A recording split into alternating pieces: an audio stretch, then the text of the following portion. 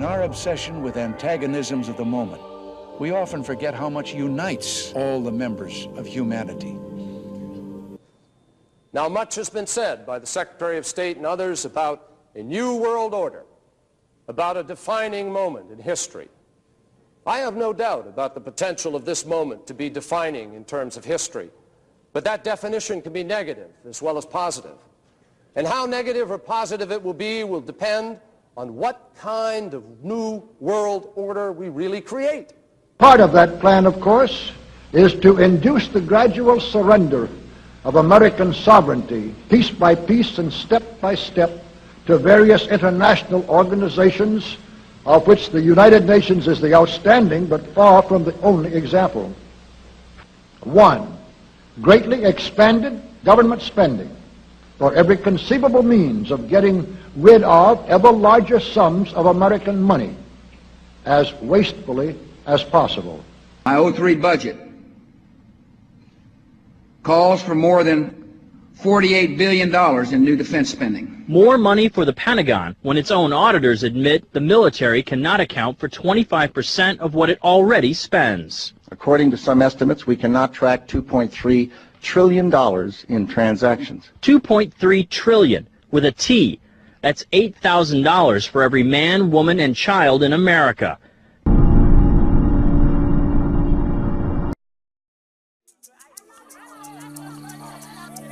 Around 1 billion people in the world are hungry. In sub-Saharan Africa, 1 in 3 regularly goes without food. Over 70% of the population here is dependent on agriculture. The soil is their only opportunity to use their labor and create a living. We've got a bit of an unusual situation. Now, this first portion of the radar cycle, fairly bland and typical, but then you see these bands of very distinct cloud cover moving into the region. That is not rain, that is not snow, believe it or not. Military aircraft flying through the region is dropping chaff. Small bits of aluminum, sometimes it's made of plastic or even metallicized paper products, but it's used as an anti-radar issue, and obviously they're up there practicing. Now, they won't confirm that, but I was in the Marine Corps for many years, and I'll tell you right now, that's what it is. 50 in Medford right now, 48 in Wairika, 42 in Klamath Falls. Forecast for tonight. 2. Higher and then much higher taxes. To understand how the Pentagon can lose track of trillions, consider the case of one military accountant who tried to find out what happened to a mere $300 million. We know it's gone, but we don't know what they spent it on. 3. An increasingly unbalanced budget. Jim Minery, a former Marine turned whistleblower, is risking his job by speaking out for the first time about the millions he noticed were missing from one defense agency's balance sheets. Minery tried to follow the money trail, even crisscrossing the country looking for records. The director looked at me and he says, "Why do you care about this stuff?" It took me aback, you know. My supervisor asked me why I care about doing a good job. So. He was reassigned and says officials then covered up the problem by just writing it off. They got to cover it up. That's where the corruption comes in. They've got to cover up the fact that they can't do the job. The Pentagon's Inspector General partially substantiated several of Minery's allegations, but could not prove officials tried to manipulate the financial statements. 20 years ago, Pentagon employee Franklin C. Spinney made headlines exposing what he calls the accounting games.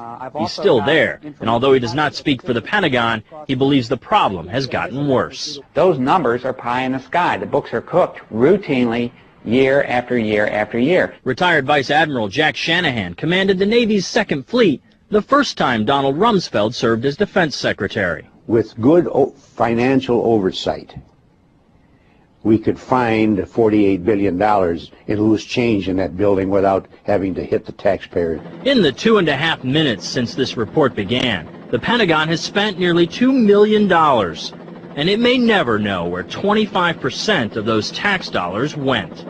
In Los Angeles, I'm Vince Gonzalez for Eye on America. 4. Wild inflation of our currency. 5. Government controls of prices, wages, and materials, supposedly to combat inflation. 6. Greatly increased socialistic controls over every operation of our economy and every activity of our daily lives. This is to be accompanied naturally and automatically by a correspondingly huge increase in the size of our bureaucracy and in both the cost and reach of our domestic government. Congress today reauthorized funding for Facebook, the massive online surveillance program run by the CIA. According to Department of Homeland Security reports, Facebook has replaced almost every other CIA information gathering program since it was launched in 2004. After years of secretly monitoring the public, we were astounded so many people would willingly publicize where they live, their religious and political views, an alphabetized list of all their friends' personal email addresses, phone numbers, hundreds of photos of themselves, and even status updates about what they were doing moment to moment. It is truly a dream come true for the CIA. 7, far more centralization of power in Washington and the practical elimination of our state lines. There is a many-faceted drive at work to have our state lines eventually mean no more within the nation than our county lines do now within the states.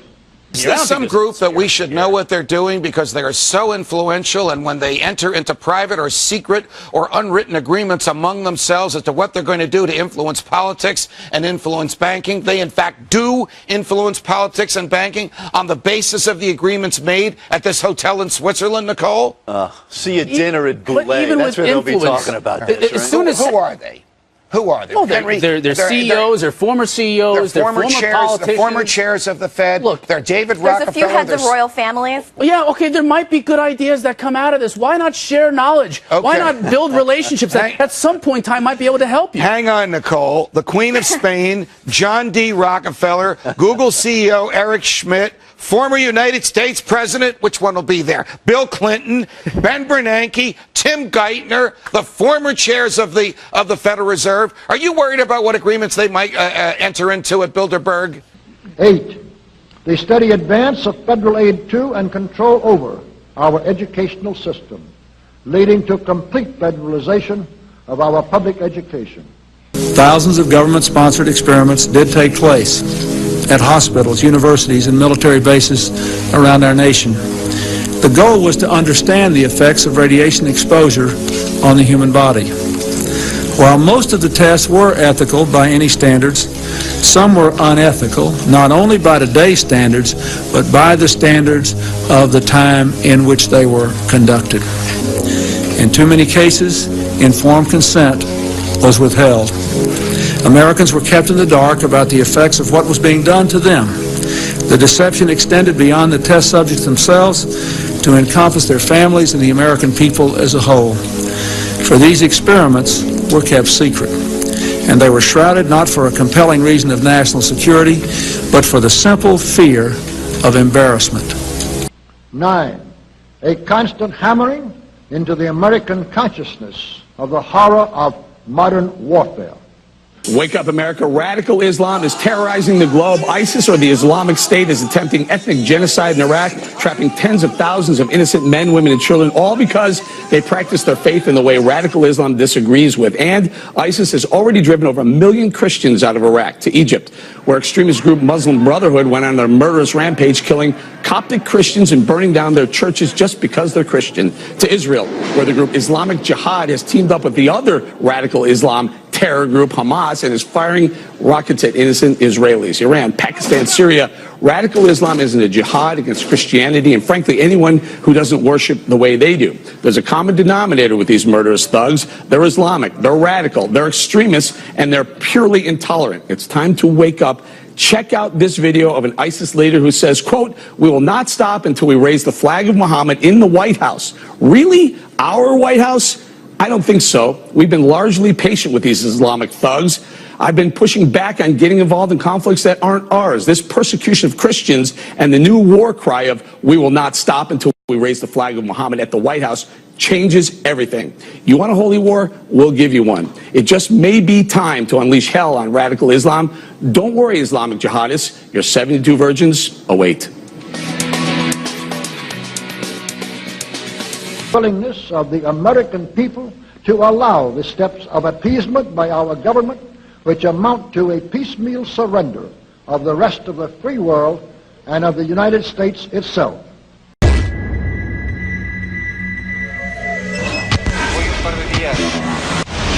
I don't think anybody could have predicted that they would try to use an airplane as a missile, a hijacked airplane as a missile. Nobody in our government, at least, and I don't think the prior government that could envision flying airplanes into buildings.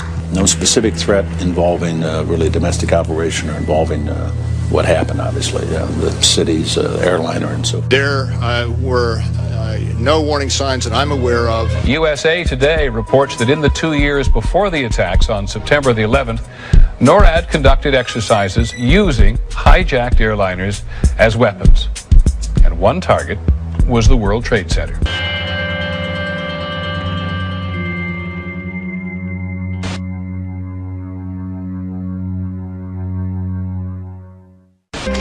In confidential documents from the Philippines obtained by CNN, the plan was clear.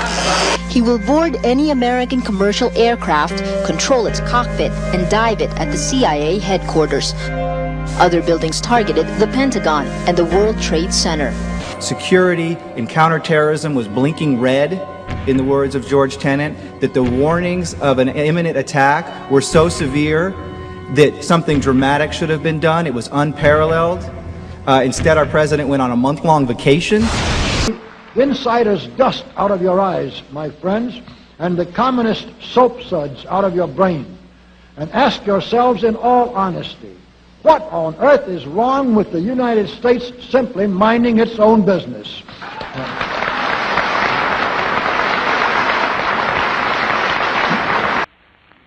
I have in my possession a secret map made in Germany by Hitler's government, by the planners of the New World Order.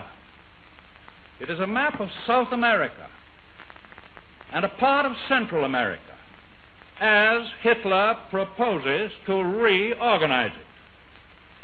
Today in this area, there are 14 separate countries, but the geographical experts in Berlin have ruthlessly obliterated all existing boundary lines.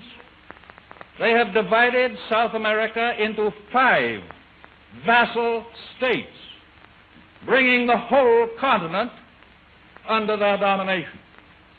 That is his plan. It will never go into effect.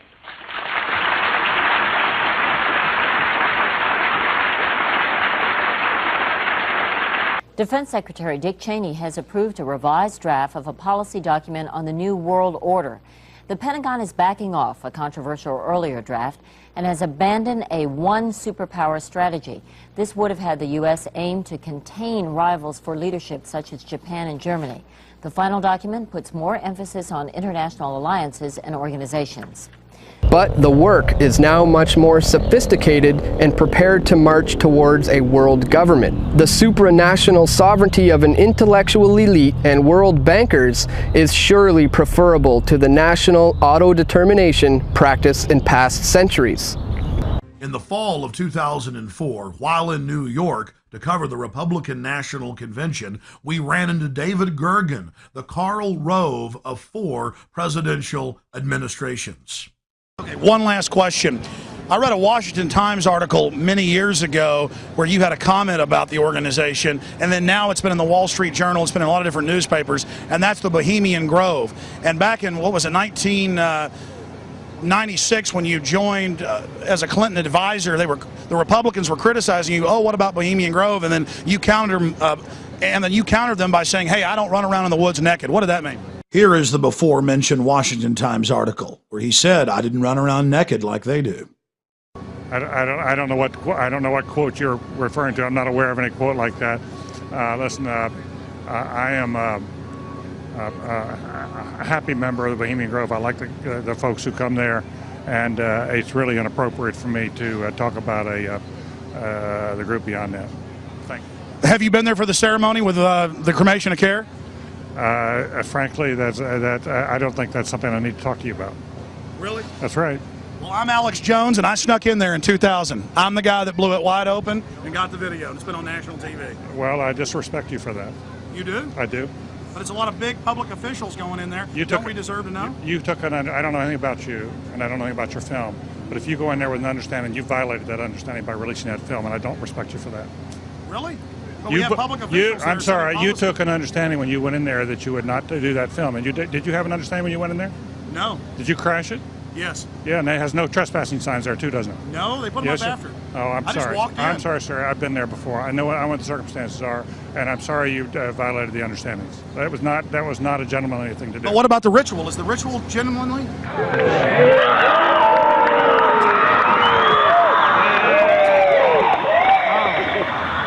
Sir, everything. I don't owe you this comment. I know. I appreciate it. This is what's called ambush journalism, and I disrespect you for that as well. So thank you, Have you ever and goodbye. been in the ritual? That's none of your damn business. Oh. That's right. Listen. You go around and make understandings with people and violate them. You ambush people on the streets, and that's inappropriate form of journalism. If you wish to practice that, that's fine, but don't ask others to respect you for it. If you want to, you can do. You're free American, like anything you want. If you want to be uncivil and rude and ungentlemanly, that's up to you. But don't expect the rest of us to say, "Oh well, you're there, Mr. Gergen." I'm sorry, nobody sets policy in there. We try to be gentlemen, and obviously, you don't belong there. Weaving spiders come out here. Yeah, that is a three-pointer. Woo! Look how strangely he behaved when we brought it up. Why is he acting so secretive? And why did he get so angry when he discovered that we'd snuck in? You see, they take it very, very seriously. This is one of the hallmarks of the occult and secret societies. The word occult means secret. Secrecy is part of their religion. They revel in it. And when it's violated, they become extremely angry. How widespread is the occult? The answer is extremely widespread. Thank you, Mr. President. The Commission have recently replied to my written question confirming that Commissioners Almunia and Kroes attended the Bilderberg meeting in St. Moritz in June. The Commission cannot tell me details of what was discussed, but assure me that the Bilderberg meetings do not take decisions. If Bilderberg meetings are just talking shops, why do the most important and powerful figures from around the world, including George Osborne, the Chancellor of the Exchequer, bother to attend? And what other summit of world leaders in politics, finance and business would go completely unreported in the mainstream media, such as the BBC? It is impossible not to reach the conclusion that the non-reporting of these events is anything other than a conspiracy between the organisers and the media. It merely confirms the belief of many that the hidden agenda and purpose of the Bilderberg Group is to bring about undemocratic world government. It's a disgrace that the European Commission is colluding in that. Bilderberg Group. People of influence, heads of finance, politicians, military men, and media moguls all meet once a year in secret behind closed doors to discuss how to further their agenda for a one-world government. The group was founded in 1954 at the Hotel Bilderberg in the Netherlands, where Prince Bernhard, a former Nazi SS party member, was integral in its creation. Since then, David Rockefeller, Henry Kissinger, and Queen Beatrix of the Netherlands have been highly involved. The formation of the European Union came at the hands of the Bilderberg Group, and they are continuing to manipulate the markets to this day. The New World Order wants to create a world currency, a world government, a world army, a world religion. And it's not of Christ, of Buddha, it's not of the Muslim faith, it is a satanic order. Our institutions of freedom have lain dormant. The United Nations can offer them new life. These institutions play a crucial role in our quest for a new world order. Their agenda is control. Control of our currency, control of our families, of our freedoms, of our religions. They want it all. There's nothing that you have, or ever had, or ever hope to have that they're not planning to taking away. They want it all. If you take a look at the backside of the dollar bill, it'll say Novus Ordo Seclorum, the new social order. And they have the pyramid.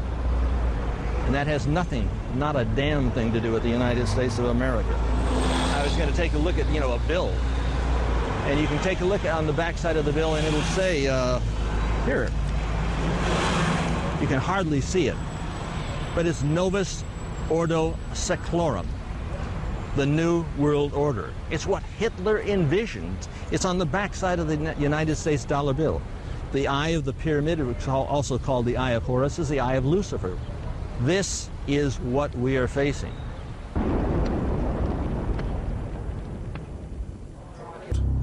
Hundreds of anti-capitalist protesters are in Washington to try to disrupt meetings of the World Bank and the International Monetary Fund. At every street corner around the IMF and the World Bank, the demonstrators have set up human chains to stop the meetings taking place. What is the Bohemian Grove? Well, it's a kind of summer camp for the powerful.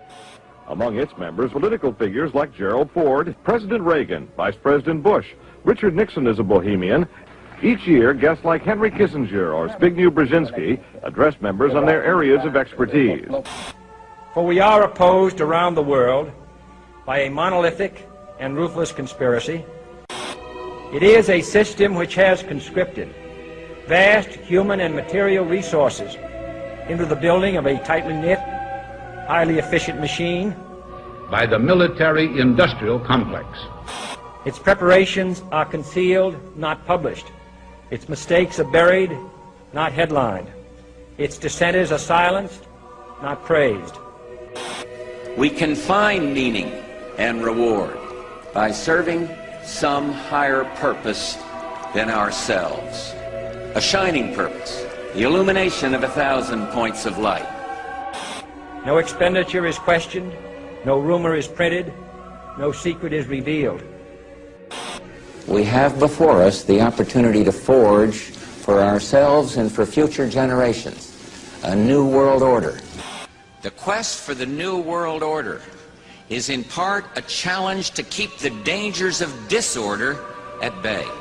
We were interested today to hear that more than 100 law enforcement officials in Mexico are having microchips implanted in their arms. The chips allow a person to be scanned, sort of like a cereal box at the supermarket checkout. I think the most important thing is for Barack Obama.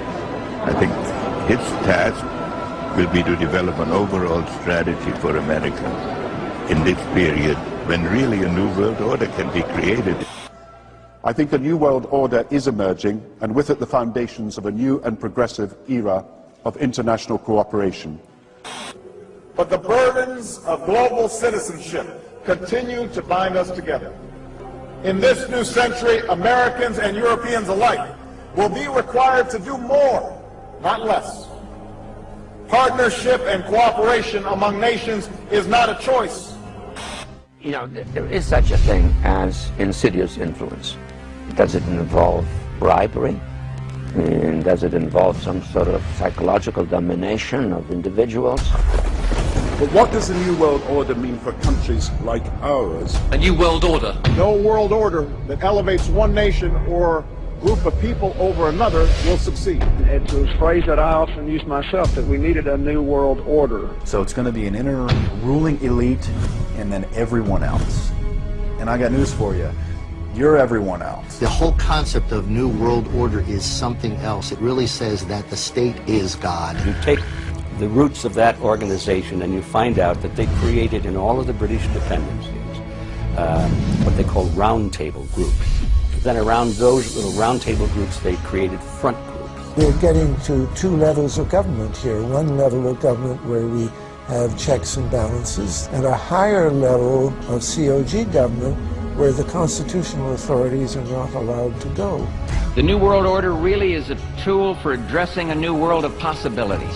This is the third leg of the New World Order. Now, much has been said by the Secretary of State and others about a new world order. 1832. Its original name was the Eulogian Club. Its creator was a merchant named William Huntington Russell, owner of Russell and Company, a transport company which was rumored to smuggle opium into China during the Opium Wars. The name Skull and Bones probably comes from a curious tradition.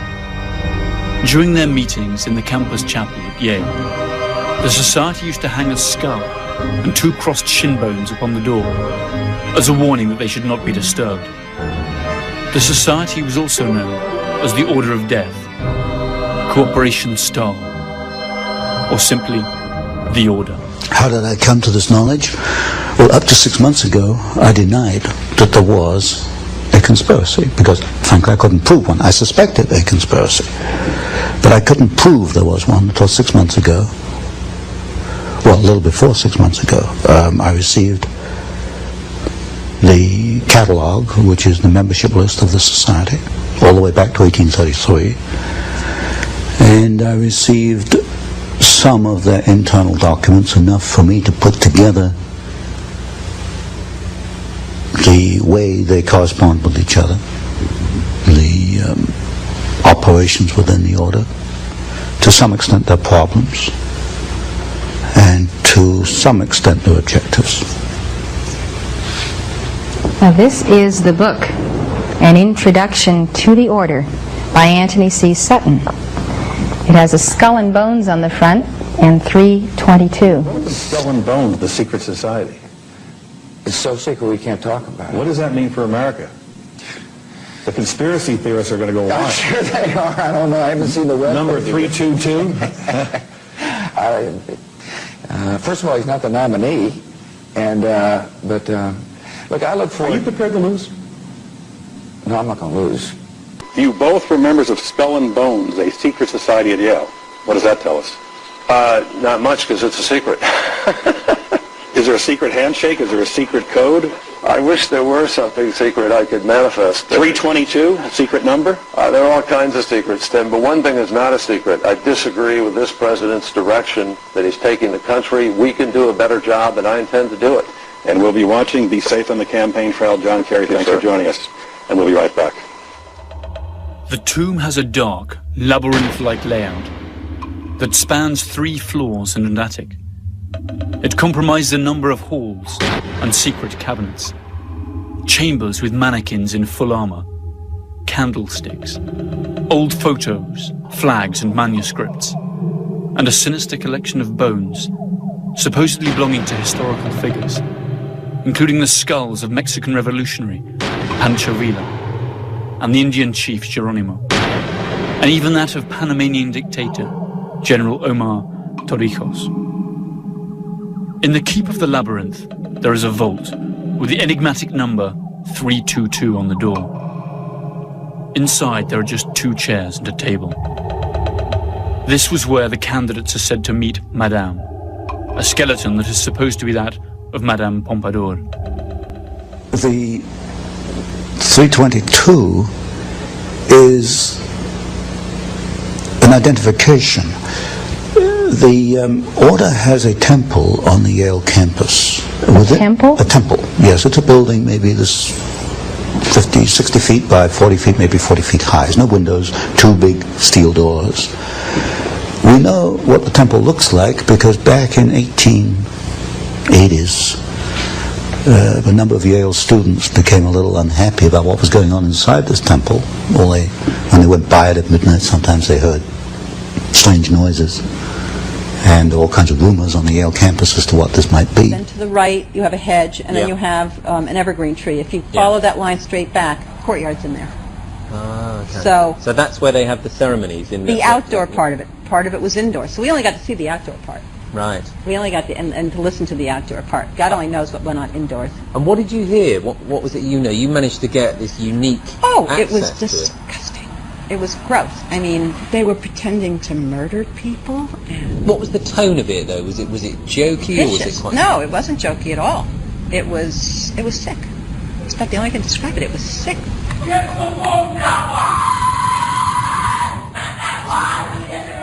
What you're hearing is the first recording ever made of the Skull and Bones initiation ceremony. It has never been broadcast before.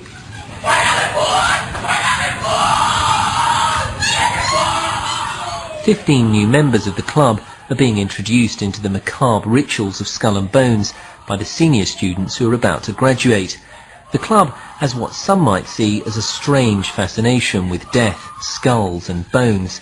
There's the chants too, difficult to hear first of all, but including the devil equals death and death equals death.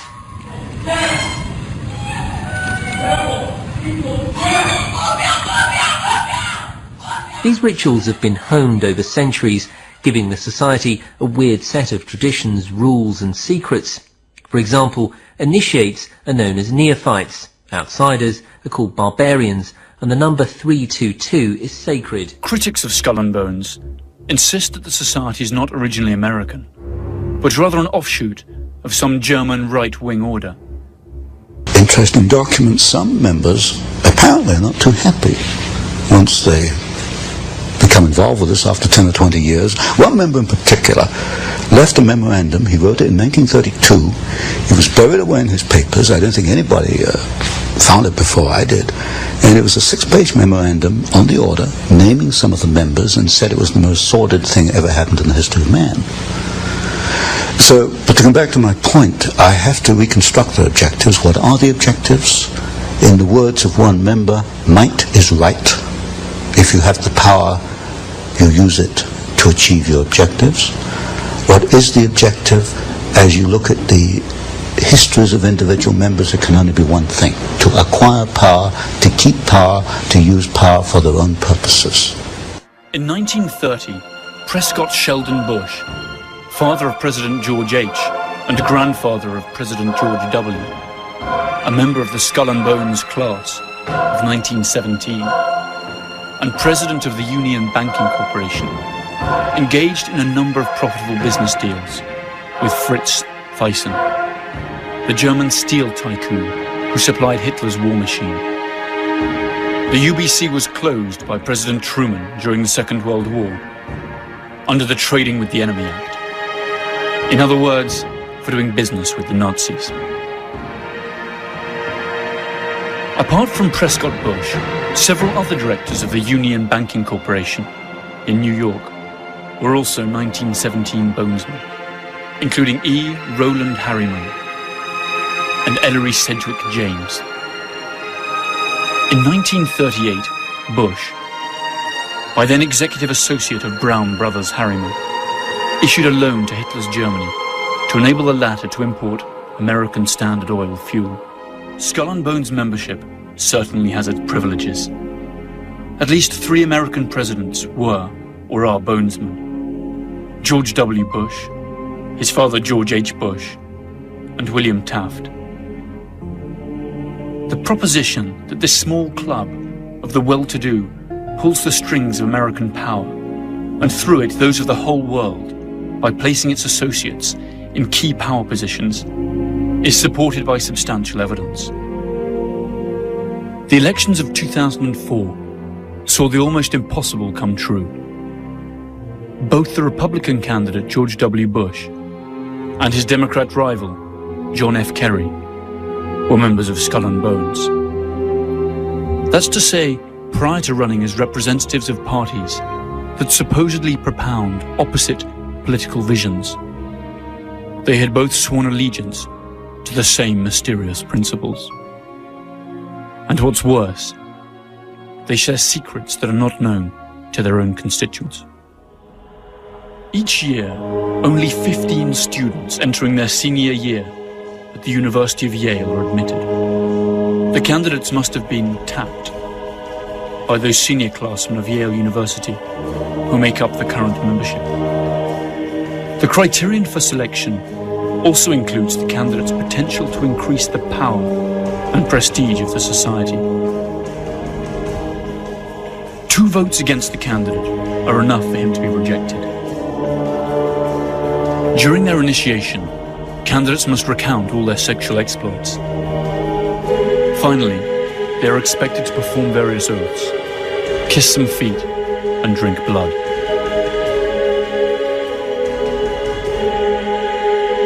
They then have to lie naked in a coffin, and, after masturbating in full view of the others, swear to never reveal their membership of the order. The candidates are then introduced to their future companions, who wear masks for the occasion. Uncle Toby, the Knights, the Small Devil, Don Quixote, and the Pope. Their ceremony ends with a grand party that lasts for hours. Breed, exactly. Now, Tony, what has this breed done? What are their chief accomplishments in molding domestic and foreign policy and actual events in American history since their founding at Yale? One is they have acquired enormous political and financial power. You'll find representatives of the order in politics. What have they done with this power? What has happened to America that would not have happened had they not been the order? Creation of war and revolution. Specifically, which ones? You have documents on that? The third book in this series, which I'm bringing out, takes two wars and one revolution. Well, two revolutions in one war. World War II, the Bolshevik Revolution, and the rise of Hitler, which I call a revolution in Germany. We can find the order behind the Russian Revolution, the Bolshevik Revolution. We can find behind the rise of Hitler. We can find in the maintenance of both of these systems, the transfer of technology to both. Since you've already proven that Wall Street is behind the Bolshevik Revolution and the rise of Hitler, now you're proving that the order is behind Wall Street. Exactly. Now, who's the key figure in the order or figures that mold Wall Street? In order of dominance, Averell Harriman, partner in Brown Brothers Harriman. Stanley of Morgan Stanley. It used to be J.P. Morgan, then it became Morgan Stanley. Those two are the key. Now, what did the order want to accomplish in the Bolshevik Revolution? You create opposing forces which you place in conflict. Out of conflict, you've got profit. You've got political power. And you can direct history. And if you look at the writings, for example, of the Trilateral Commission, they talk openly in the Trilateral Commission about managing conflicts, not solving conflicts, but managing conflicts. Conflict management. That's the cry. So they got the profit, the power, and the management. Mm-hmm. Where do they want to steer history through the Bolshevik Revolution? They wanted to set up, and they did, two opposing forces. Out of that came World War II. There were logical steps in the process. They used the same bank, Guarantee Trust Company, as the conduit for the financing of Hitler, and also as a conduit for financing, and also the early days of the Russian Revolution. In fact, in Russia, Soviet Russia in 1923, a vice president of Guarantee Trust Company was the foreign director of the Roscombank, which was the first Soviet overseas bank that was set up. They were that close in those days. You'll get a very close relationship between the early Hitler days and members of the order, which is in the third book. By the end of the 1980s, the scandal concerning the Bank of Commerce and Credit International was making the headlines. The BCCI was accused of laundering drug money and financing terrorist operations. The scandal tarnished the reputation of the US government, since the bank operated freely in America and was a regular contributor to political campaigns. The administration of Bonesman George H. Bush blocked the investigation, which had in any case been entrusted to a Senate commission chaired by Bonesman John Kerry. The BCCI was absorbed by more respectable banks, and the subject was never revived. The government of the world's only superpower is packed with Bonesmen. George W. Bush named 11 Bonesman officials in his first government. Add to this various senators, congressmen, and chief justices, directors of the CIA, the Federal Reserve, and directors of banks such as J.P. Morgan Chase and Morgan Stanley Dean Witter. The American media is little different. Among others, Time and Newsweek magazines, in theory competitors, were both founded by Bonesmen. The oldest and most influential families also belong to this select club. Bush, Bundy, Harriman, Lord, Phelps, Rockefeller, Taft, Whitney. All of them have undergone the odd ritual of initiation. All have spilled their darkest secrets. All have been ritually humiliated in front of their peers. And all of them owe loyalty to the order. It is estimated that there are some 800 bonesmen alive today, around half of them active and in key positions in the American economy and political establishment. Of America happen to be their own best interests as well. I have never seen anything in their literature which leads me to believe that they have our individual rights in their hearts. What I do see in the literature and in the documents is a ruthless drive to acquire power for themselves. The paper, peer-reviewed and published. I know, and I've got Thermate. people looking at it. Have you had a chance to look at the cover I letter? have not or? personally, but they are looking at the paper you gave me. Okay. If we give you, say, a week or two, can we get back to you after that? Absolutely. Excellent. It's very important because it is evidence of treason. I hear you. You made Building 7 comments, Mr. Kerry, before when you said Thank you very much. in a controlled fashion. I do know that that wall, I remember, was in danger, and I think that they made a decision based on the danger that it had of destroying other things, that they did it in a controlled fashion. You denied making those statements before, but in a bookstore you said that Building 7, which was not hit by an airplane, came down in 6 seconds, looked like it came down in a controlled fashion. I mean, you made some very interesting comments on Building 7. And then you denied making those comments when we interviewed you in New York. Yeah, can you clear that up because Building 7 is such an anomaly. I don't have a record. I'd like to see specifically what I said. I don't have. Did you see the building come down? I don't have. No. You said that this building came down in a controlled fashion, like they took it down. No, I don't think I said. I'd like to see specifically what I said. What is your feeling on how it came down? Let's start fresh. Guys. I'm not into running in the hallway interviews and these kinds of things. We have very few opportunities to talk to a man like you. Let me take a look at what the transcript says, and we'll go from there. Okay? Fair enough. Thank you. Thank you for your time. Thanks.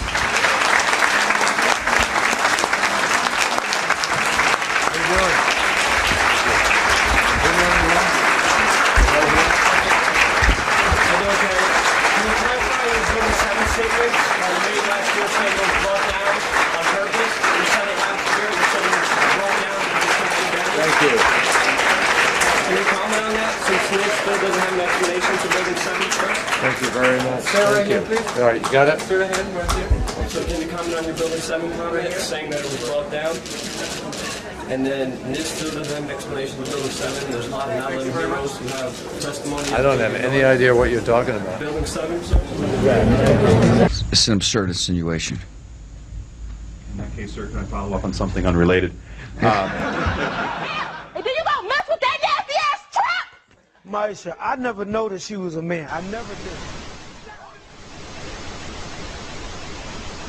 I believe that our education, like such as in South Africa and the Iraq, everywhere like such as.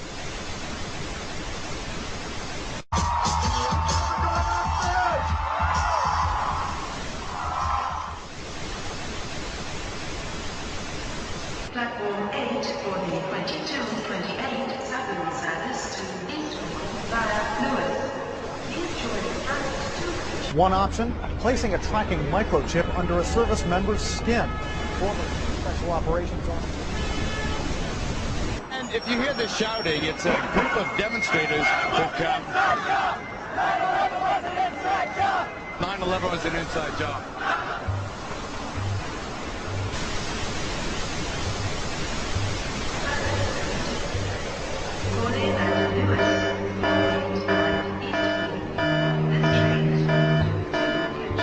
It's no longer a theory. What I'm about to say is fact. The secret organizations of the world power elite are no longer secret. They have planned and are now leading us into a one-world communist government. Well, there have been extraordinary scenes in Berlin tonight as thousands of people gathered to hear Barack Obama deliver key foreign policy speech on his current European tour. The Democratic presidential hopeful laid out his vision for America's place in a new world order, in a new world order, in a new world order. It's not a new idea. President Bush talked about it back in 1991. It is a big idea. A new world order. President Bush said, and it's a phrase that I often use myself, that we needed a new world order. There's a need for a new world order. I call upon all states to join ranks in order to found the new world order of the 21st century. We have before us the opportunity to forge for ourselves and for future generations a new world order. When we are successful, and we will be, we have a real chance at this new world order. And people talked then, in 1990, of a new world order. And the question for us is how we meet and master all these challenges to ensure that Britain enhances its competitiveness in the process and realizes what I believe is our destiny of success in this new world order. So, in conclusion, ladies and gentlemen, a new world is emerging. It is a new world order with significantly different and radically new challenges for the future. And people better understand that they mean exactly what they're saying. It's a new world order they're trying to create, and they're trying to do so not only without approval or consent of the government in this country, but despite the popular will. This is a straightforward assault by the elitists in this country. There is a global meltdown coming. It is a global depression, and one world currency and one world financial system is the end game. China said last week they want one global currency. France said yesterday or the day before that they want one world order, a new world order, at the end of this event. Gordon Brown will today call on fellow world leaders to seize the opportunity created by the worldwide economic crisis to create a truly global society. The Prime Minister will use a high-profile speech in the City of London to say that Britain, the US and Europe should join together to create a new, stronger and more just world order.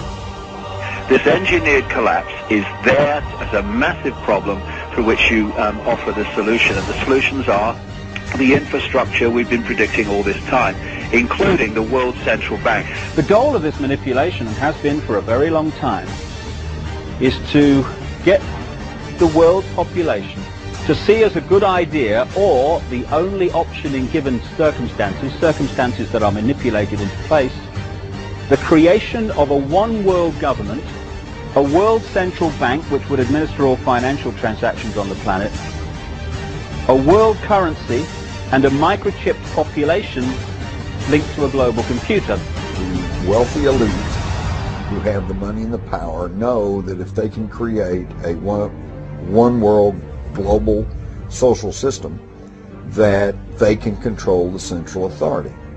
In other words, world control, world domination, one of the oldest desires in the history of the world. There's a very, very clear-cut and easily identifiable system in place that puts all of these elements, from media control to government control to energy control, together into one apparatus working together effectively towards its final goal, which is, global control. Because of the compartmentalized pyramids that they've constructed within all these institutions of government and finance and corporations, the vast majority of people who are daily making contributions to push the world in this towards this Orwellian global state have no idea that they're doing that, because they don't know how their contributions fit in with everyone else's. Only the few at the top do. Most people don't have a clue that unelected private bankers actually control the governments of the world.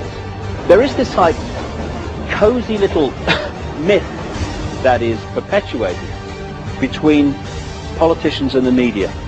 The media report the world as if presidents and prime ministers are the final arbiters and decision makers in the world, which means that the people above the level of presidents and prime ministers that really make the decisions, they're never looked at or exposed by the mainstream media because they're not accepted to exist. The central bankers of the world are working together to create a one-world government. The global police state is sinister as anything George Orwell ever wrote about. Where every person on the planet Earth will have an RFID chip implanted. It is the first implantable microchip for humans that has multiple security, financial, and healthcare applications. More than 100 law enforcement officials in Mexico are having microchips implanted in their arms. The chips allow a person to be scanned, sort of like a cereal box at the supermarket. Just like the microchips implanted in the necks of dogs and cats, allowing lost pets to be identified, this glass capsule can do the same for humans. A chip in everybody would be the universal monetary system par excellence, because there'd be no escape from it, and you'd be totally under the control of those who issue the electronic impulses in that chip. The problem throughout human society is that the good men and women do nothing. They don't want power. They don't want control. They want to lead a leisurely life. They want to spend time with their family. They want to lead simple lives. But we are forced throughout society, throughout history, and throughout human time to stand up against bullies. And many times we stand up before it's too late.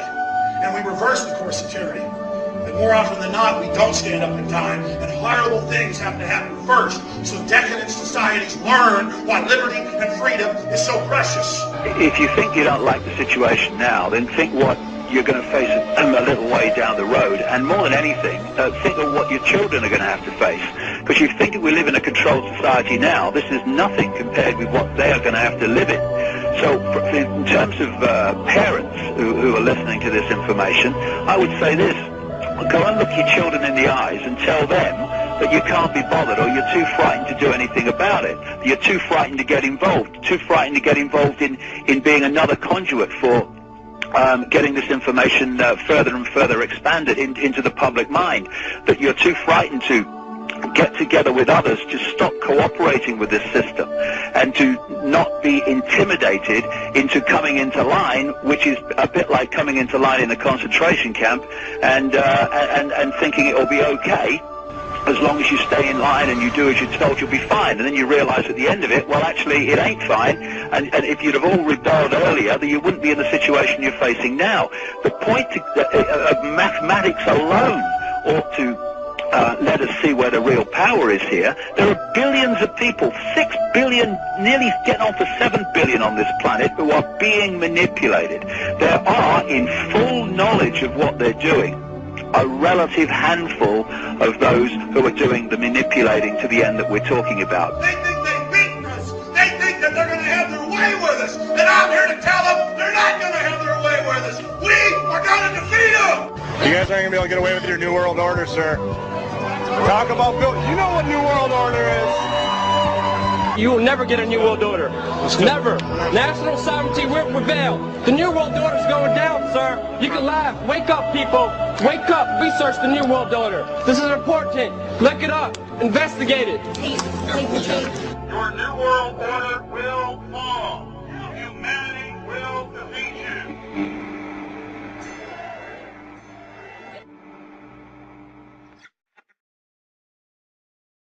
The Council of Foreign Relations was founded during the First World War, when a university fraternity presented President Woodrow Wilson with a set of proposals that detailed options to reinforce world democracy when Kaiser Wilhelm II was eventually defeated.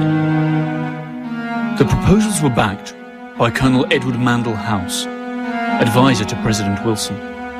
Wilson presented the project to Congress in January 1918, where it was approved, and the CFR was officially founded in 1921. Its first sponsors were members of the most powerful families in the US: Rockefeller, Mellon, Harriman, Schiff, Kuhn, Loeb, and Carnegie. It was also backed by important foreign citizens, including multi-millionaire South African colonizer Sir Cecil Rhodes, and European bankers Warburg and Rothschild. According to its critics, the domination strategy of the CFR is to control both sides of conflicts, and its ultimate goal, the creation of a private world government that would run countries as corporations. To achieve this, it would first have to erode the political structures of all sovereign states. Then it would have to foster worldwide socio-cultural standardization. And finally, it would have to impose a globalized financial system that it could control. Critics add that all of this would be achieved by provoking global conflicts that would keep the masses united against real or imaginary common enemies. Any similarity with reality is surely pure coincidence. We destroyed every silo for grain or anything else storing food in the whole country. We destroyed all the storage, processing of food plants throughout the country. Even dates, the world's biggest exporter of dates. Famous processing and packaging plants in Baghdad, deliberately destroyed. We didn't want them to be able to feed themselves for a long, long time. We're all aware of the famous little powdered milk plant.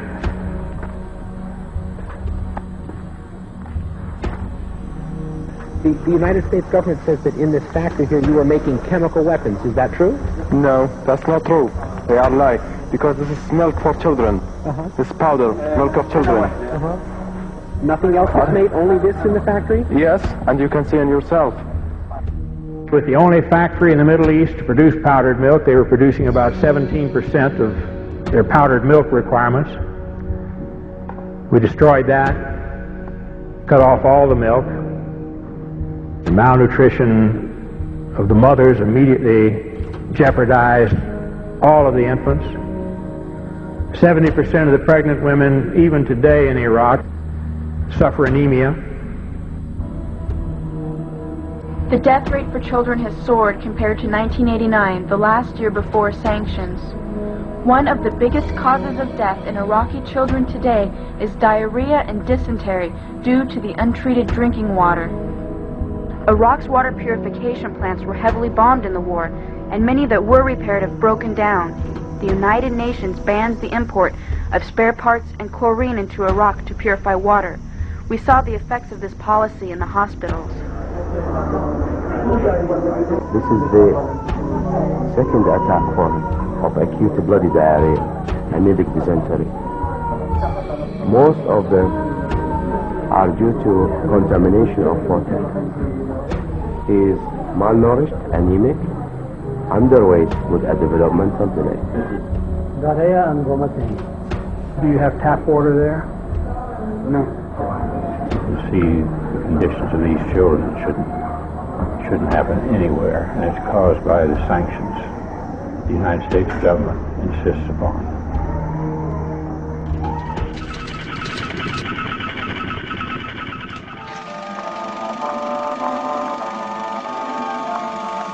The year is 1917, and Representative Oscar Callaway enters a disturbing statement into the U.S. Congressional Record.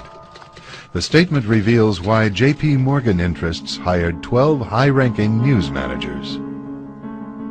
The 12 were asked to determine the most influential newspapers in America. They were to figure out how many news organizations it would take to control generally the policy of the daily press of the United States. The 12 found it was only necessary to purchase the control of 25 of the greatest papers. An agreement was reached. The policy of the papers was bought, and an editor was placed at each paper to ensure that all published information was in keeping with the new policy. Soon, that policy would be defined by a front group formed by J.P. Morgan and his colleagues. In fact, Morgan's personal attorney was founding president of the organization, the Council on Foreign Relations.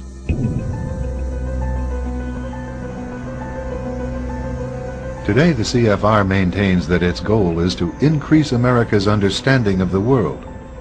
However, the actual objective of this highly exclusive club is revealed by the rare admissions of the insiders themselves.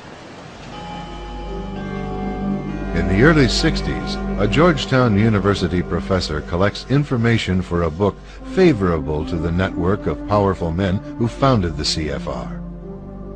For 2 years, Professor Carroll Quigley is allowed to examine the confidential papers and secret records of this network.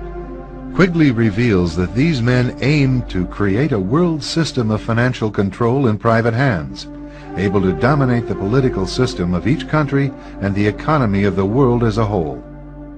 In short, they seek total and quiet control of the entire world. And the CFR is their most visible conduit for carrying out that agenda. CFR members include America's wealthiest tycoons, as well as the highly placed elite in government, academic institutions, tax-exempt foundations, and the establishment media. Ruling Class Journalists, written by Richard Harwood, describes the CFR membership as the ruling establishment in the United States. The Washington Post article boasted that news reporters who are CFR members do not merely analyze and interpret foreign policy for the United States, they help make it.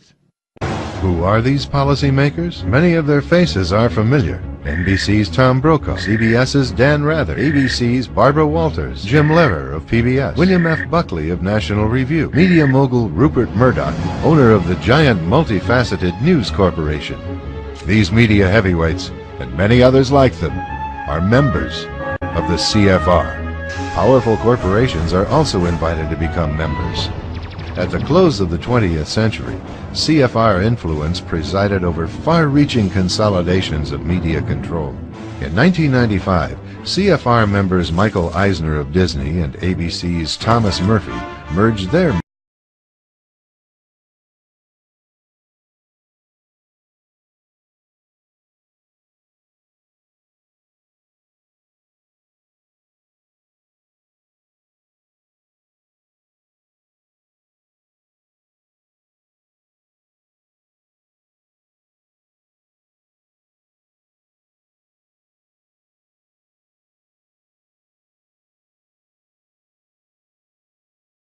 Once again, another media giant is created under the shadow of CFR influence. Today, an elite handful of individuals define the agendas that are supported by the empire of establishment news. This is a public service announcement. Red alert. Red alert. All 6 media corporations, Time Warner, Disney, Viacom, News Corporation, CBS Corporation, and Comcast have one thing in common. The executives who run them belong to an international crime syndicate whose American branch is the Council on Foreign Relations. The CFR was founded in 1921 by David Rockefeller, the son of the Rockefeller banking and oil dynasty. Carroll Quigley, mentor to Bill Clinton, said in his book Tragedy and Hope, the CFR is the American branch of a society which originated in England and which believes that national boundaries should be obliterated and a one-world rule established. Although media seems to be biased, either being conservative or Democrat, the men who own these media corporations care nothing about these political parties. The job of these corporations is to keep the people divided on social issues while telling the masses of people globalization, a one-world order, and illegal foreign wars of aggression are all necessary and for your benefit. Time Warner CEO Jeffrey Bukes, CFR member. John S. Chen, Board of Director of the Walt Disney Company, CFR member. George Soros, financier of Media Matters, CFR member. Rupert Murdoch, CEO of News Corp, CFR member. Leslie Stahl, co-editor of 60 Minutes, CFR member. Brian Williams, NBC anchor, CFR member.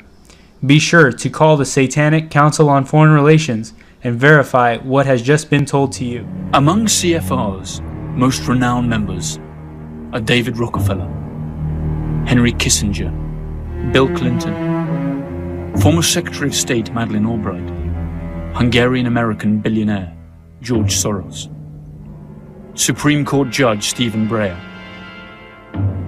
Low CBS Network's President Lawrence A. Tisch, former U.S. Secretary of State General Colin Powell, General Electric's former chairman and CEO Jack Welch, current U.S. Secretary of State Condoleezza Rice, W. Thomas Johnson, President of CNN, and Katharine Graham, President of the Washington Post, Newsweek, International Herald Tribune Group.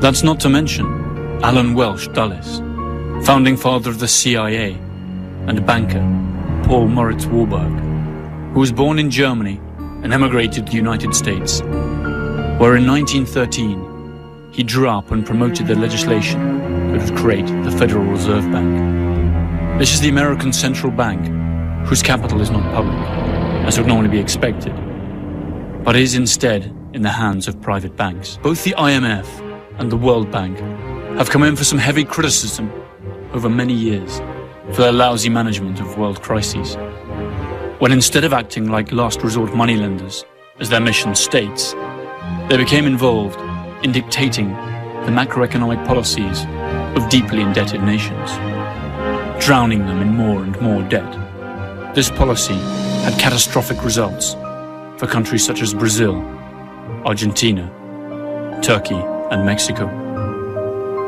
Joseph Stiglitz, Nobel laureate for economics, has repeatedly attacked the performance of the fund, suggesting that it was the true cause of many of the aforementioned crises.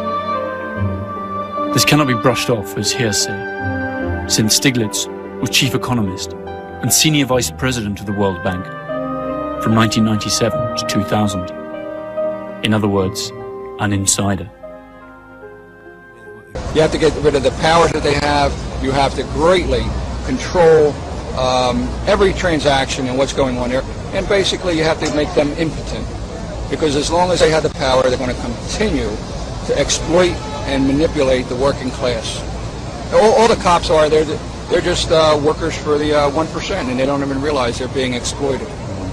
What kind of relationship do you have with the cops? Or do they see you as being one of them, or they're trying to get me arrested? They're trying to get you arrested. And I may disappear. Okay, but as soon as I'm not going to go to prison.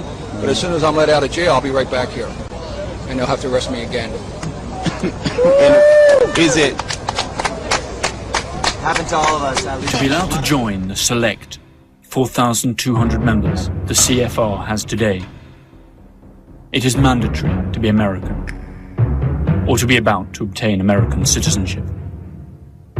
The council is loaded with top executives of financial institutions, powerful industry leaders, and mass media executives, academics and scholars, high-ranking military personnel, politicians, public officers, deans of universities, and research centers are also welcome. The idea of a world dominated by private corporations, led by the CFR, might sound nonsensical. These corporations have a joint turnover that is almost twice the GDP of the United States, and employ more than 25 million people in the United States alone. Their power is surely already strong enough to twist some political arms worldwide. Perhaps the CFR is just an innocent think tank, like its members say it is. One thing is certain: the undeniable and enormous power wielded by such a group of influential people, for better or for worse.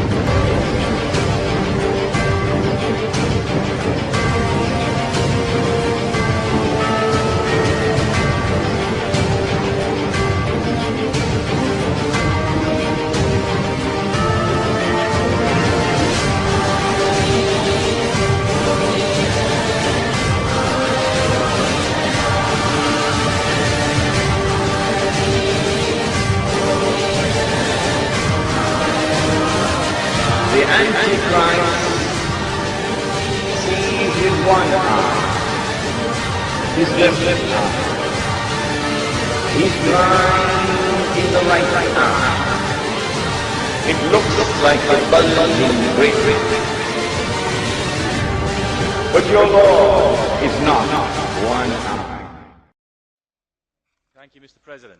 The Commission have recently replied to my written question confirming that Commissioners Almunia and Kroes attended the Bilderberg meeting in St. Moritz in June.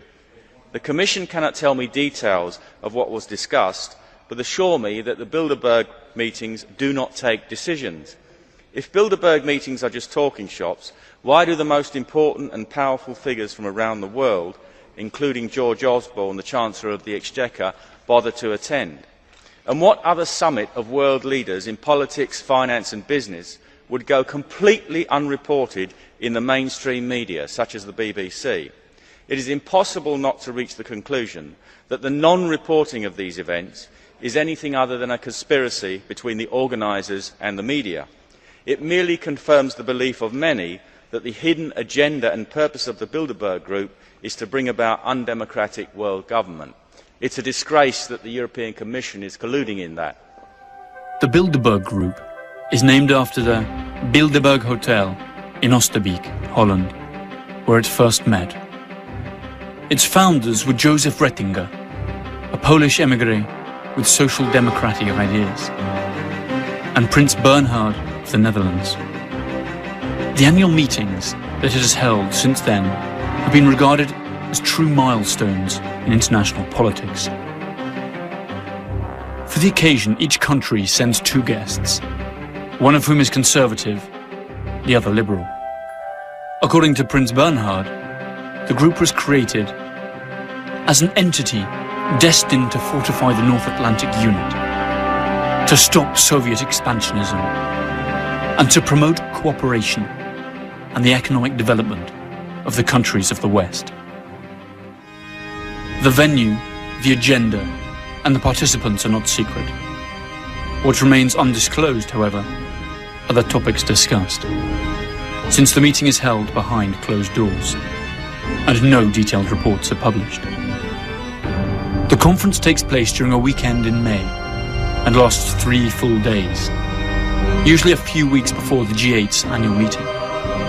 A fleet of black limousines drives the guests to a luxury hotel or palace of choice. Security is tight and includes members of the attending countries' secret services. Past and present participants of the Bilderberg Group include the CEOs of France Telecom, Coca-Cola, Danone, Heineken, JP Morgan Chase, high-ranking British, American and European officials and cabinet members, and the editors of newspapers such as El País, La Repubblica, Le Figaro, the New York Times, Die Zeit, and the Wall Street Journal, among others. The items on the Bilderberg agenda vary very little from meeting to meeting. A state-of-the-world analysis, discussions on security in the West, debates on economic and political trends in the developed countries, as well as discussions on nuclear energy, and lately, biotechnology.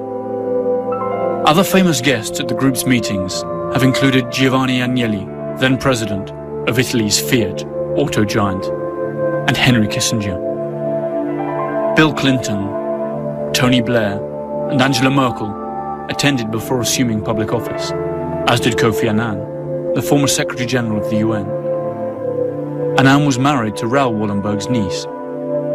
Wallenberg, as we stated before, is the patriarch of the powerful Swedish family that has supported the group from its very beginning.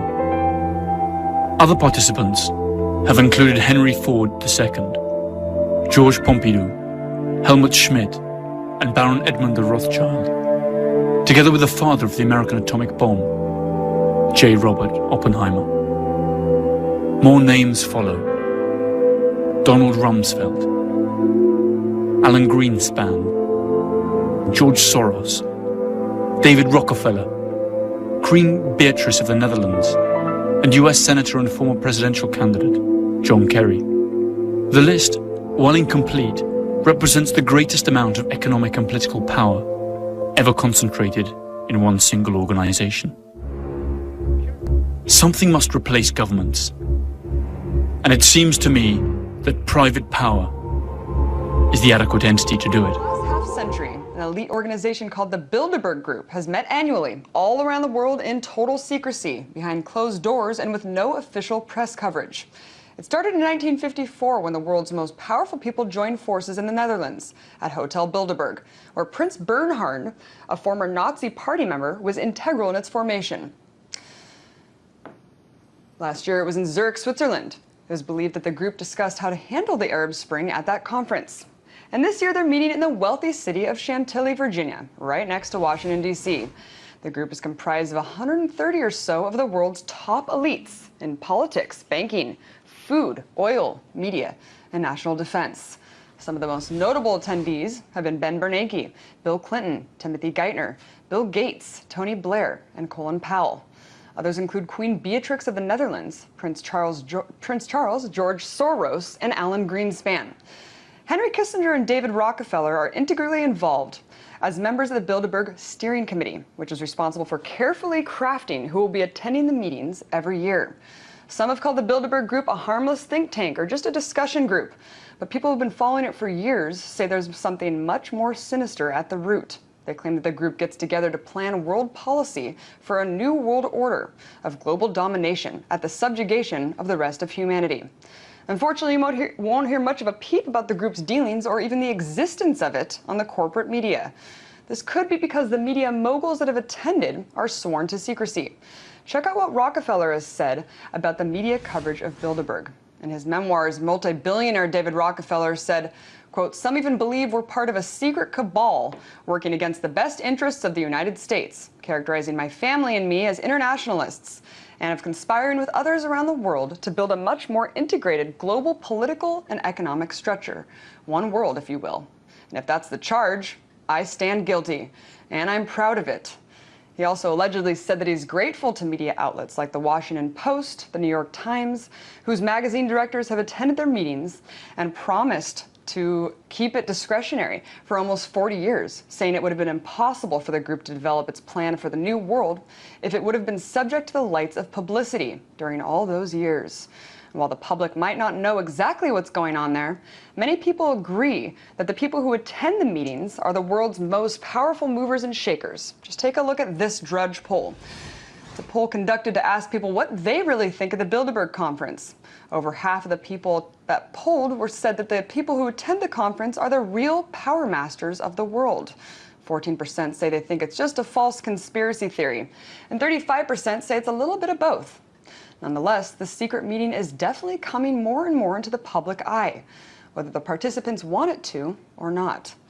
Meanwhile, while Bilderberg attendees were questioned by independent journalists about what really goes on there, they completely skirt the issue or even deny having attended in some instances. So what is really going on in these meetings? Well, all weekend I'll be in Chantilly, Virginia, covering the Bilderberg Group to see if we can get a scoop about what the people there are thinking. Thousands are expected to protest, and they'll be there in protest at the conference. They're a bunch of criminals. They're a bunch of criminals. They've taken over our government. He who makes the money makes the rules.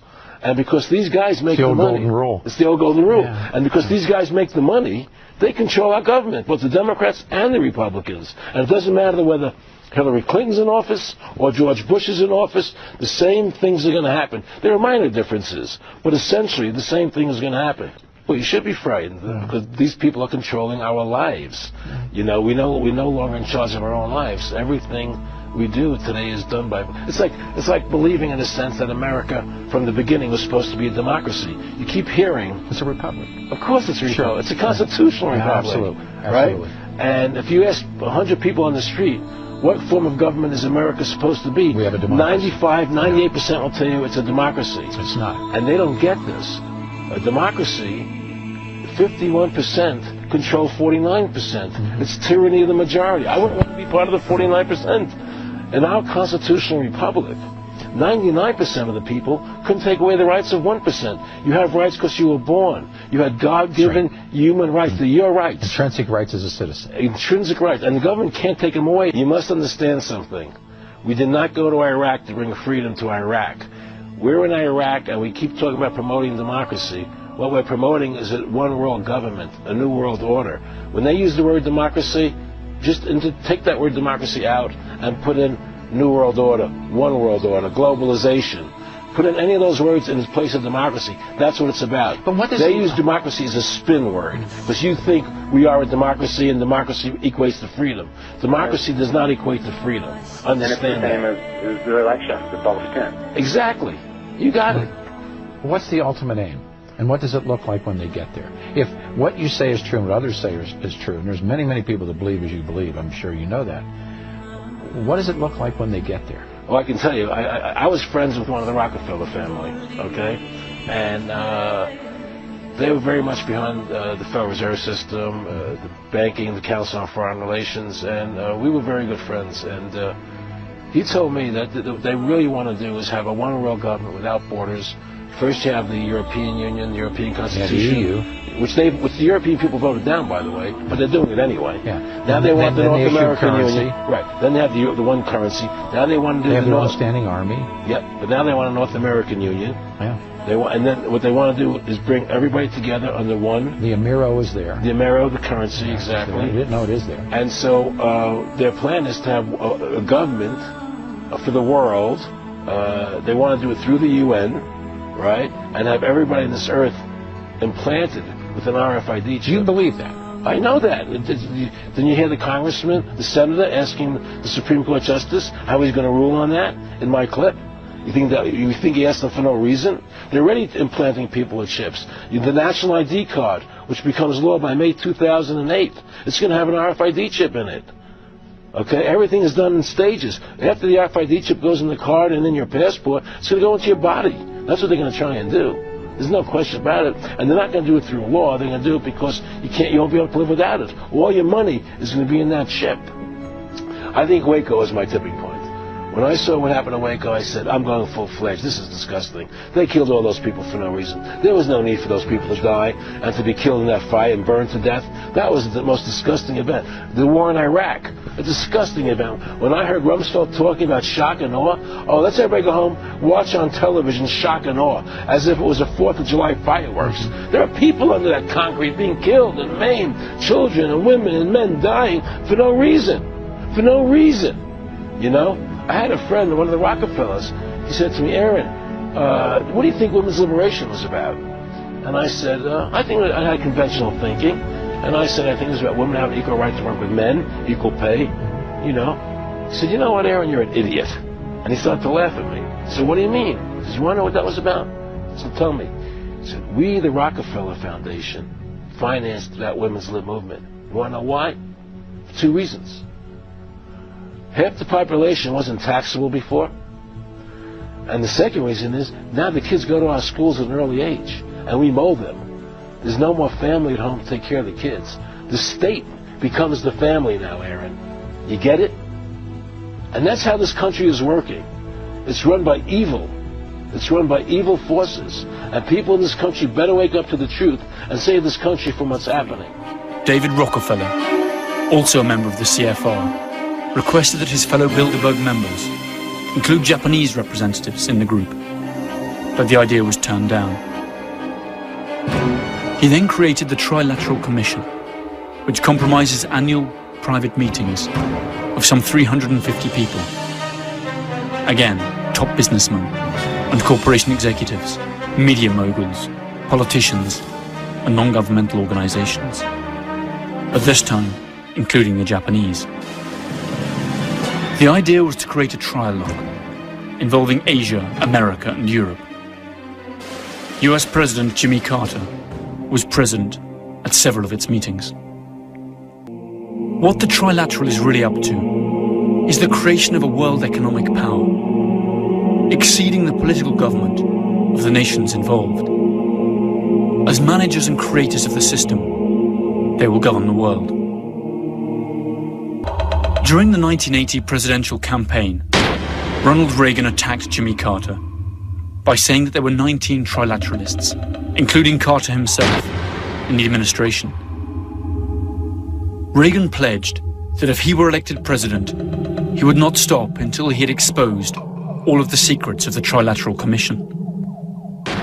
But when Reagan finally became president, he included in his government 28 members of the CFR, 10 Bilderbergers, and at least 10 trilateralists. His vice president was none other than trilateralist George H. Bush. Perhaps that is what President George H. Bush was talking about when, after the Gulf War in 1991, he spoke of a new world order. What is at stake is more than one small country. It is a big idea, a new world order, where diverse nations are drawn together in common cause to achieve the universal aspirations of mankind. What is clearly undeniable is that the most powerful people in the world are indeed accustomed to belonging to one secret society or another. Currently, there are three societies that seem to have a monopoly on influencing global policy from behind the scenes. Skull and Bones, the Council of Foreign Relations, and the Bilderberg Group. According to their critics, they're not different organizations, but the three heads of the same monster that is dead set on dominating the world through control of labor, capital, and land. It's a beginning of a global governance. It was easier, as I said, because of the crisis. And if something has been understood by the layman during this crisis, is that globalization is no more only a topic for lectures and conferences. That's a reality. We need this. And I think everybody had clearly understood that now it's impossible to find a domestic solution to global problem. We're entering now the second phase of this attempt to build some global governance. Maybe in layman's terms, this is one part of the government lending another part of the government money, which would not lead to long-term confidence once the American people understood the basics a little bit better. Well, it should be added that we also have a funding cost, and as interest rates go up, we'll have a liability cost as well as an asset cost, so it may or may not be a return to the Treasury. I just might say that it's possible for a country to have a currency without a $1 trillion debt. Yes. Thank you, Mr. Chairman. Yeah. So, again, this is at the level of global governance something which I trust is of utmost importance. And I would say that we owe this transformation, which again has been prepared. It was overdue that these economies that were obviously systemic at the global level would have a full ownership of this global governance. We have now shipped the baton. The baton is in the hands of a grouping of countries. It is effectively a bankruptcy of this market fundamentalist belief, and we just have to recognize that something went very wrong, and we need to reformulate our view of how financial markets work. And unless we arrest it, you have a snowball effect. And as you know, the further it goes, the bigger it gets. Financial protectionism, trade protectionism, and a breakdown of the global economy. This is not only about the Fed, this is about the Bank of England, this is about the Banque Centrale Européenne, European Central Bank, where you got the assets that have gone up, not through sound instruments, but through the files that banks cannot recover anymore. You mean after Building 7 exploded on 9/11, they can't get the records anymore? How convenient. It's the whole world system that has to be revalued, and now the system has to be reconstructed on sound basis. I agree with you on accountability, I agree with you on transparency, but this cannot be done only leaving the Wall Street and the Senate and Capitol Hill alone. We need to solve it together. The world, Europe has a role to play, the emergents have a role to play. Federal Reserve Bank, Bank of England, European Central Bank, they all report to Bank of International Settlements in Switzerland. And that's another black box. And that's another highly corrupt institution. And again, that thriving in the darkness of non-accountability and non-transparency. The New York Stock Exchange, once the very center of global capitalism, is now part of a $25 billion proposed merger that would give a German company majority ownership of America's most famous financial institution. The planned merger with Frankfurt's Deutsche Börse Stock Exchange is symbolic of New York City's fading dominance on the world stage. In this new world, such dangerous currents have swept along faster than our efforts to contain them. And that is why we cannot afford to be divided. No one nation, no matter how large or powerful, can defeat such challenges alone. None of us can deny these threats or escape responsibility in meeting them. In this new century, Americans and Europeans alike will be required to do more, not less. Partnership and cooperation among nations is not a choice. It is the only way, the one way. The IMF and the EU Commission and the European Central Bank are not in Dublin today as friends of the Irish people. They are here to enforce the writ of the financial markets. They are here at the beck and call of the big bankers, the bondholders, the hedge fund operators, who are dictating the policies in Europe at the present time for the simple purpose of getting back the tens of billions of bad debts that they gamble on Irish developers and Irish bankers. And we are saying that the Irish working class, working people, poor people, pensioners, unemployed, should not pay a cent towards those bad debts. EU leaders meeting in Brussels have agreed to set up a, quote, permanent mechanism to save Eurozone economies sinking in debt. They promise to do whatever is required to safeguard the common currency. Now, this summit is happening on the backdrop of a lot of discontent across Europe. We've just seen protests in Greece get violent against the austerity measures. We've seen a couple of months ago the French coming out into the streets protesting the rise in the retirement age by 2 years. We've also seen protests in London of students because the government has been passing plans to pass the tuition fees on to students. Now, across Europe, there's this feeling of discontent, but also a sense of unfairness. There's a feeling that the middle and lower classes are shouldering the burden of the financial crisis, which has been dragging on for a couple of years now, while the small percentage that owns much of the wealth here in Europe are not feeling the pain of the austerity measures. You must leave. No matter what your purpose is, illegal munitions could cause risk of injury to those who remain. The police action may include actual physical removal, the use of riot control to those who remain. I hereby declare this to be an unlawful assembly.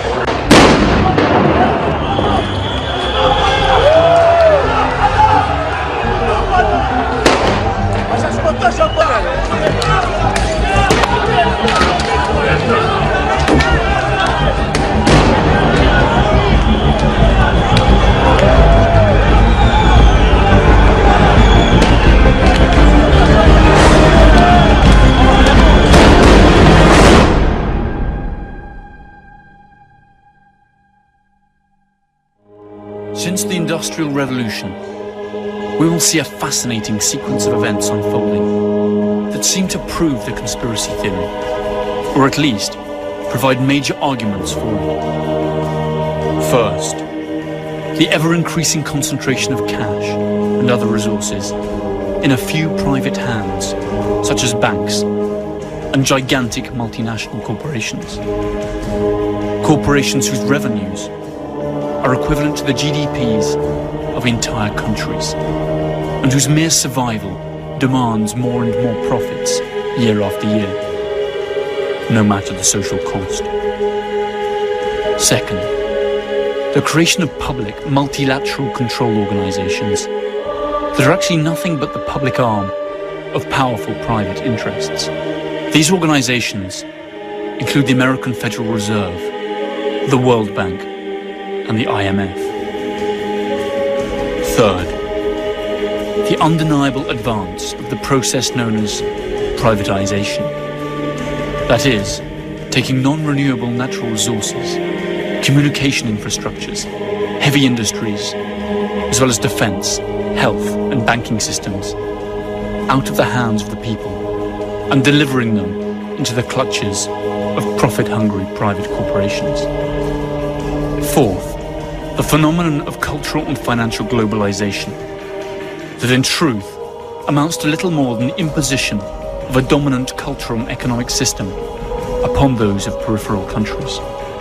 Fifth, the creation of worldwide conflicts and stereotypical enemies to manipulate public opinion and destroy any possibility of discussion or dissent, leading to the actual loss of many of the most elementary democratic rights.